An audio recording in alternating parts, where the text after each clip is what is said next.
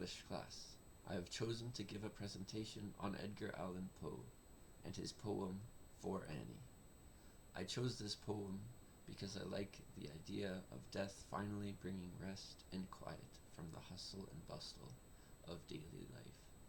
It appeals also to my romantic side, as Edgar Allan Poe is often speaking of a woman named Annie, who is, to me, clearly in a romantic relationship with him, and the way he talks about her so passionately resonates with my feelings for my own romantic relationship. The poem goes as such. Thank heaven, the crisis, the danger is past, and the lingering illness is over at last, and the fever called living is conquered at last.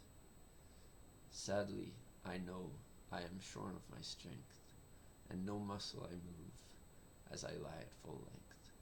But no matter, I feel I am better at length, and I rest so composedly now in my bed that any beholder might fancy me dead, might start at beholding me, thinking me dead.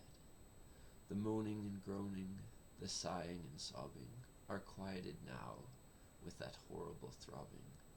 At heart, that heart, that horrible, horrible throbbing.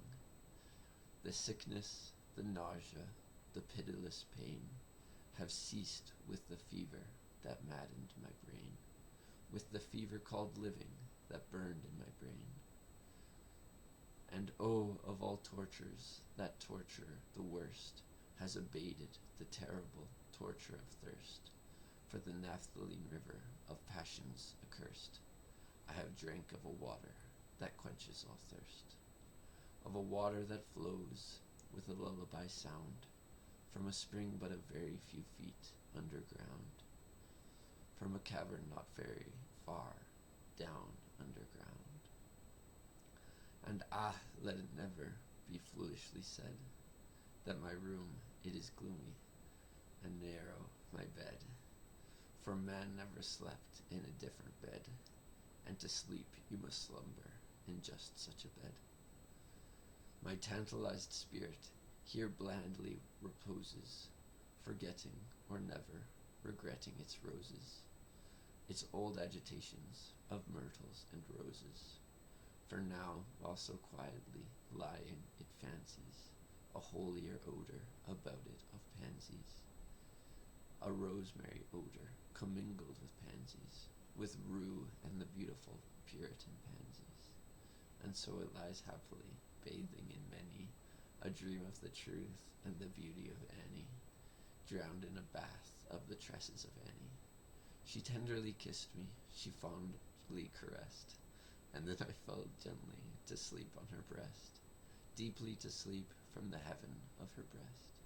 When the light was extinguished, she covered me warm, and she prayed to the angels to keep me from harm, to the queen of the angels to shield me from harm. And I lie so composedly now in my bed, knowing her love that you fancy me dead, and I rest so contentedly now in my bed, with her love at my breast, that you fancy me dead, that you shudder to look at me, thinking me dead. But my heart, it is brighter than all of the many stars in the sky, for it sparkles with Annie.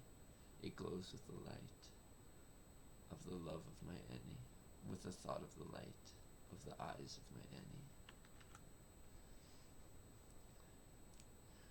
He starts his poem as describing his depressed state of mind and how tortured he feels.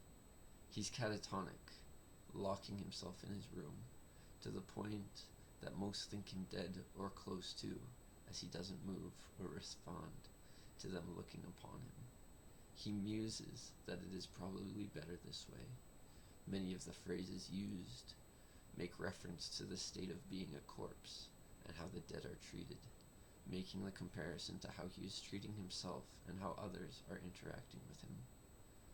Much of the descriptive work is done to describe how his mental anguish is only slightly relieved at the idea of lying still, deep underground, where the noises and annoyances of life are muted, until the poem transitions tone as he expresses his love and gratitude to a woman nicknamed Annie for staying by his side and making him feel loved and cared for as he struggled, resulting in his ultimate recovery and feeling rested and content, knowing she loves him to the deepest core of his bones and heart, what she illustrates with simile to sparkling lights and stars. I really relate to Edgar's feelings of being overwhelmed and needing the support of loved ones to make life worth living, and having such powerful emotions, both positive and negative, be all-encompassing and have a physical effect on the body and core. Thank you for listening to my analysis. I look forward to answering questions over the weekend.